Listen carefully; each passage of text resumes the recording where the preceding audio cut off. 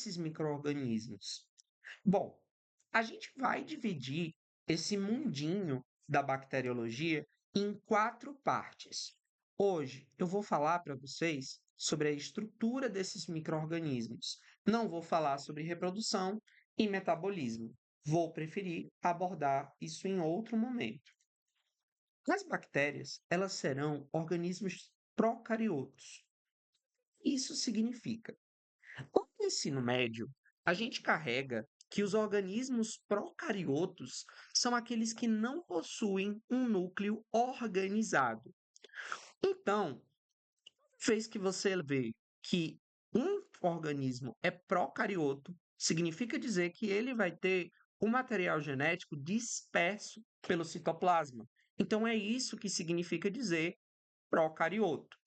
Outra coisa interessante para atualizar em relação a pessoas que vêm direto do ensino médio é que esses micro-organismos, as bactérias, possuem citoesqueleto.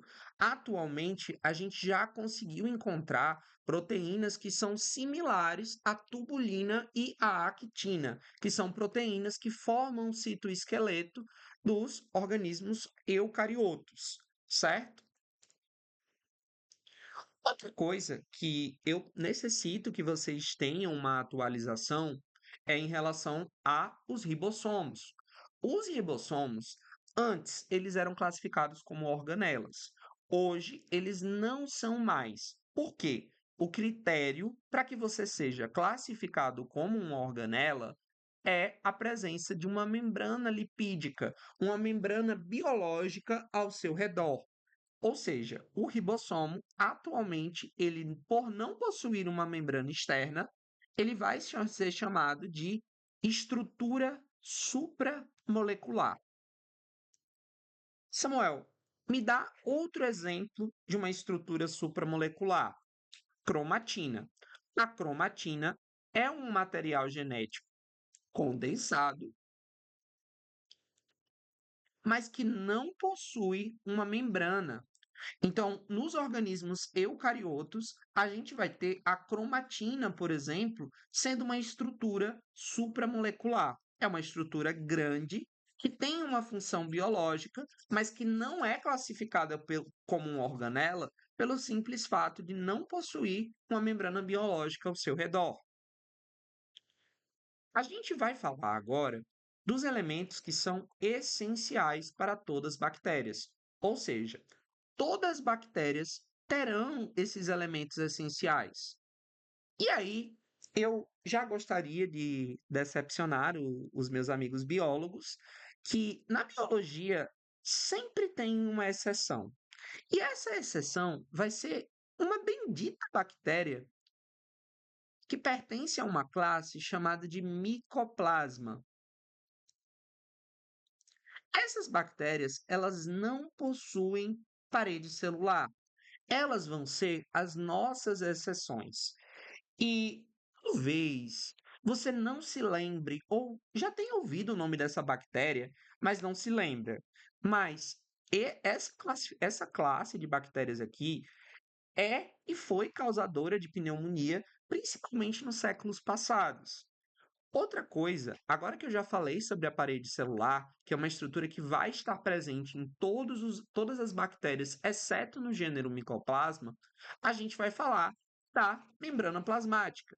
A membrana plasmática é uma coisa que, sem exceção, está em todas as bactérias. Outra coisa é o citoplasma. Quem não lembra o que é citoplasma? O citoplasma é o meio, é como se fosse o gel em que as estruturas bacterianas elas ficam dispersas. Os ribossomos, nós já abordamos, são estruturas responsáveis pela síntese proteica e que não são organelas.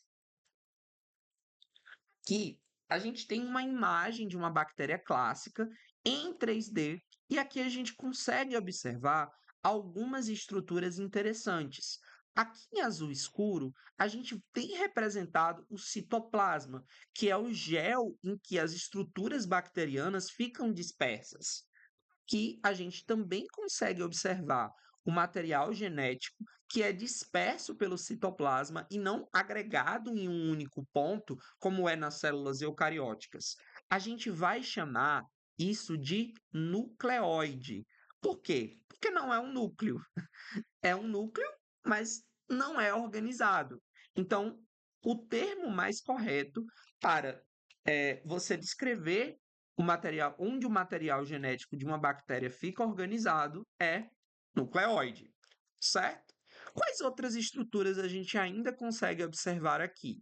Em verdinho, a gente tem os ribossomos e em amarelo a gente tem a membrana plasmática. Essas estruturas vão estar presentes em todas as bactérias, certo? E aí a gente vai falar dela, da parede celular. A parede celular, ela vai ser responsável pela manutenção da forma e a proteção da bactéria contra a lise osmótica. Vixe, lembrando para vocês que quem não tem parede celular, micoplasma, certo? A parede celular, ela vai ser diferente a depender da bactéria que a gente está falando. Primariamente, a gente vai falar sobre as bactérias gram-positivas. As bactérias gram-positivas vão ser aquelas que possuem uma parede espessa de peptídeo glicano depois da membrana plasmática. Então, é como se você tivesse a membrana aqui e em uma região mais externa você tivesse uma parede que protege a membrana dessa célula contra a lise. E aí, o que é que essa parede celular ela vai ser constituída? Ela vai ser constituída de peptídeo glicano. E no peptídeo glicano, a gente vai encontrar uma associação de dois carboidratos, o NAN e o NAG. Samuel, o que que é NAG? O que que é NAN? Que a gente vai ter a N-acetilglicosamina e o ácido N-acetilmurâmico. Eu gosto de lembrar da seguinte forma: se você tem uma parede revestindo a parte mais externa de uma bactéria, você tem um muro. E o que é que compõe esse muro? O ácido N-acetilmurâmico, certo? Esses dois carboidratos e peptídeo glicanos vão ser responsáveis pela formação da parede celular. Além disso, você vai ter o ácido teicoico e lipoteicoico sendo responsável justamente pela comunicação entre a parede celular e a membrana plasmática. Observe que aqui você tem o ácido lipoteicoico como se fosse fincando, como se fosse fixando a parede celular à membrana plasmática. Então, eles vão ter uma função estrutural, certo? Agora, a gente vai falar acerca das bactérias gram-negativas. As bactérias gram-negativas, elas também vão possuir peptídeo glicano, mas elas vão possuir uma parede muito menos espessa. Observem que aqui a gente tem só um pouquinho de peptídeo glicano em roxo.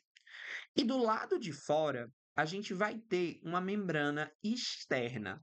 Essa membrana vai ser constituída de LPS, um lipopolissacarídeo. Além disso, entre a membrana celular e a parede celular, você vai ter um espaço chamado de espaço periplasmático, certo? Então, a bactéria gram-negativa, ela vai ter uma membrana plasmática e do lado mais externo, ela vai ter uma membrana lipídica. Essa membrana, ela vai ser constituída de LPS e por isso ela vai ser mais frágil do que a parede das bactérias gram-positivas.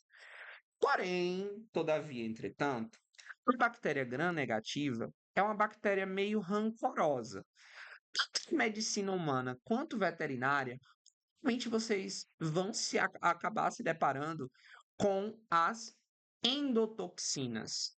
Ou seja, a bactéria eu gosto de dizer que ela pensa: ah, não, se eu vou, você vai comigo. Algumas pessoas usam antibiótico ao longo da vida, o que que acontece? A bactéria gram-negativa, ela libera esse lipopolissacarídeo no sangue, nos tecidos. E esse LPS, ele é extremamente imunogênico. Ou seja, o sistema imunológico da pessoa vai ter uma resposta muito elevada por causa desse LPS. E aí, do que é composto esse LPS? O LPS, ele vai ser constituído de lipídio A e uma porção O. Basicamente, é o seguinte: o lipopolissacarídeo, ele possui duas porções. Desenhei aqui para que vocês consigam observar. Você tem uma porção que interage com os receptores da célula e uma porção que é tóxica. E aí, o que que acontece?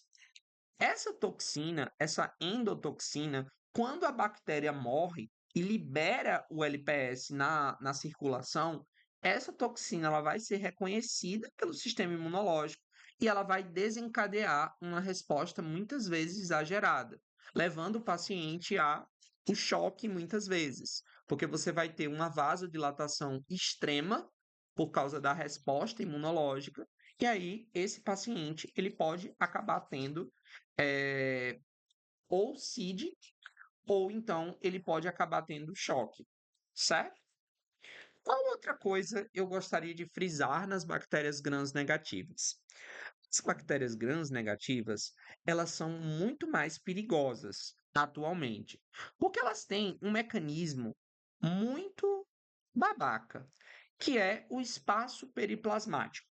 Esse espaço periplasmático é composto por um líquido. Se eu tenho líquido dentro de uma célula, com certeza eu tenho enzimas. E aí, qual é o problema?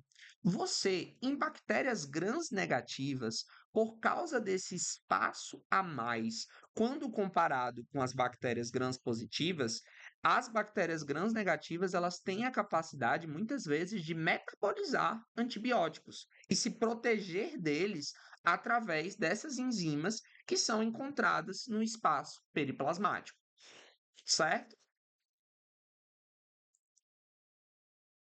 Bom, como eu já falei para vocês, o lipopolissacarídeo, ele é composto de duas porções. Você vai ter o lipídio A, que fica na região hidrofóbica, e que ele vai ser o principal fator de virulência. O que é virulência? É a agressividade de um micro-organismo. Então, quanto mais virulento, mais agressivo eu sou em relação ao meu hospedeiro. O antígeno O, ele vai ser um oligosacarídeo e ele vai ter uma região hidrofílica. Como eu representei para vocês, do mesmo jeito que a gente vê no ensino médio, a gente tem a cabecinha polar dos fosfolipídios e a gente tem a cauda apolar. De modo semelhante, a gente vai ter uma estrutura semelhante no LPS. A única coisa que muda é que o LPS é um lipopolissacarídeo tóxico, certo? Agora a gente vai falar sobre as paredes atípicas. Como eu já falei para vocês, micoplasma não possui parede celular, mas as micobactérias, elas possuem parede celular. Essa parede celular, ela não vai ser composta de peptídeo glicano na parte mais externa, ela vai ser constituída de ácidos micólicos, certo? Que são ácidos que têm uma capacidade de criar uma estrutura como se fosse uma argamassa aqui na parte mais externa desse microorganismo, certo? A gente também vai ter uma parede muito fina de peptídeo glicano nas micobactérias e talvez você já conheça a micobactéria, porque a micobactéria é o gênero causador da lepra, que é uma doença que no passado era extremamente estigmatizada, mas hoje em dia a gente já nem lembra mais que ela existe. E aí, eu gostaria que vocês prestassem atenção em uma pequena coisa. Pelo amor do Santo Cristo Jesus, não confunda micoplasma com micobactéria. Micobactéria tem parede celular e ela é composta de ácidos micólicos, certo? Enquanto o micoplasma não possui parede celular, é só membrana, certo?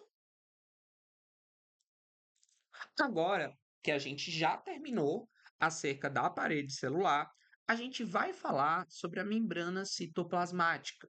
A membrana citoplasmática das bactérias não vai ter esteróis, certo?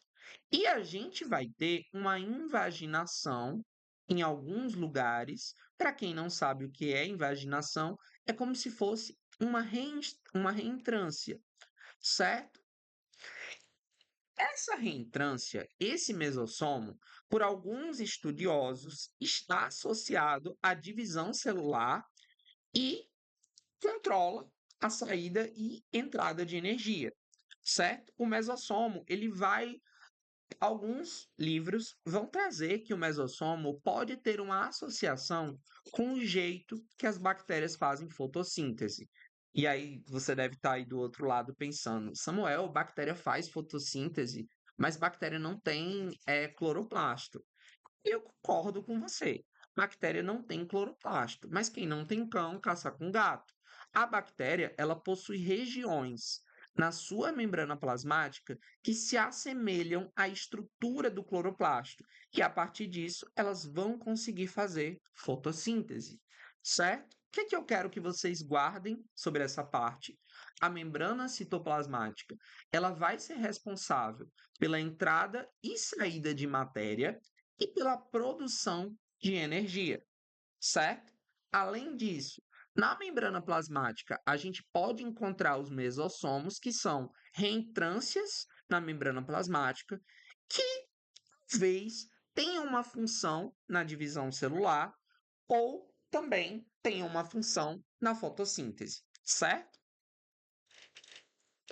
Como a gente já falou sobre os ribossomos, a gente precisa lembrar que os ribossomos das bactérias são diferentes dos nossos.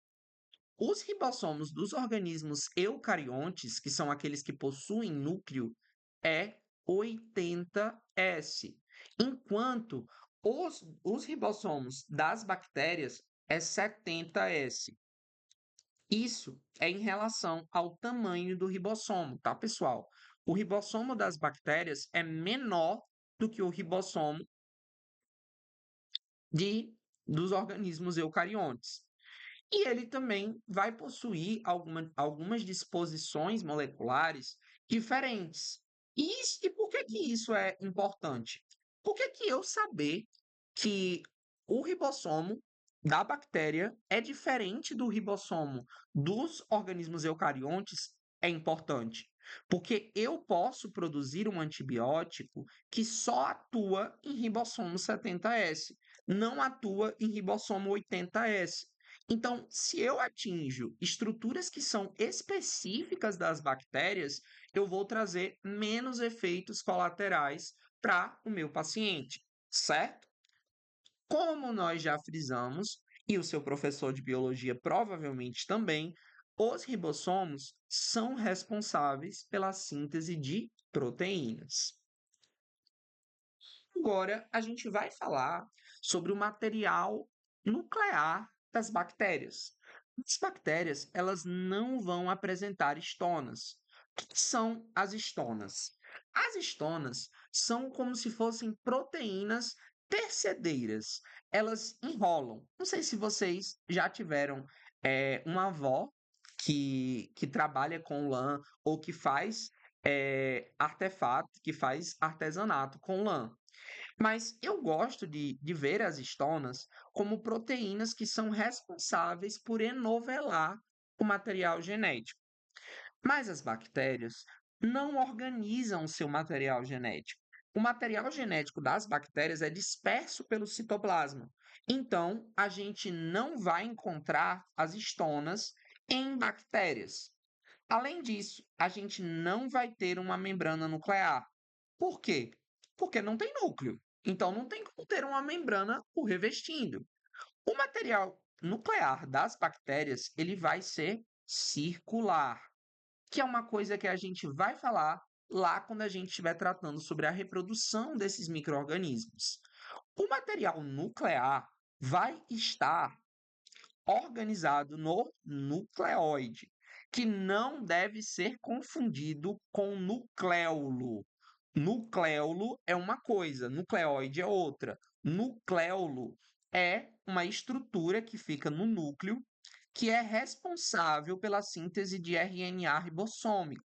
Não confunda nucleoide com nucléolo, certo? O nucleoide é onde o material genético da bactéria fica organizado. É um pseudonúcleo, certo?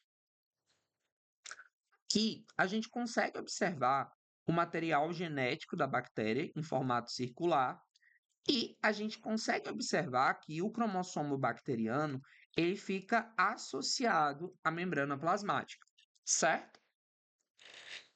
Aí a gente vai falar sobre o citoplasma. O citoplasma é esse gel em que fica disperso as estruturas bacterianas.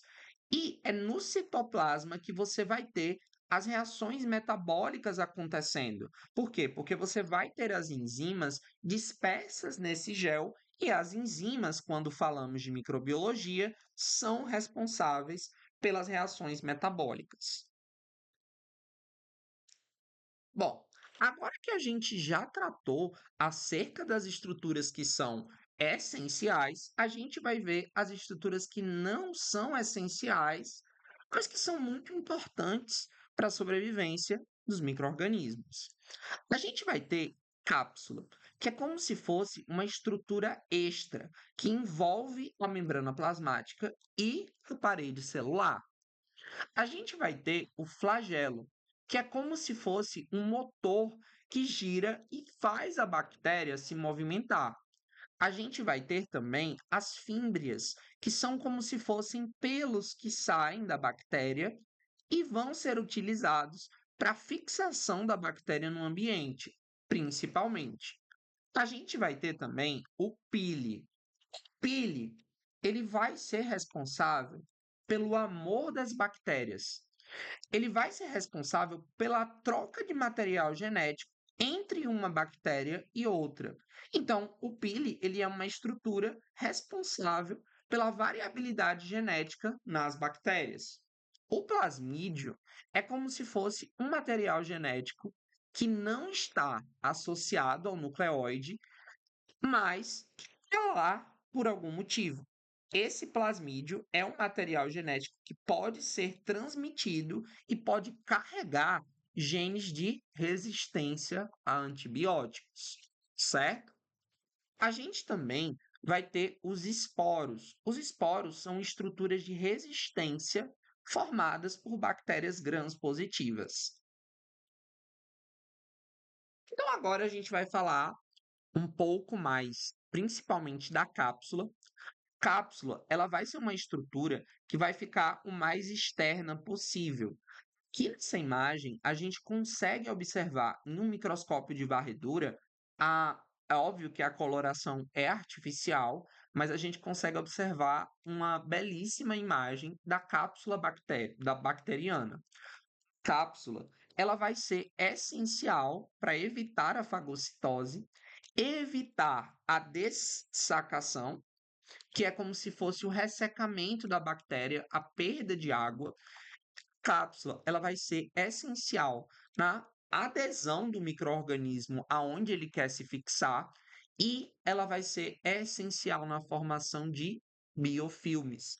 A cápsula, ela vai participar da formação de biofilmes. O que que são biofilmes? Já aconteceu com você de deixar de escovar os dentes e aí você vê um gel em cima do teu dente?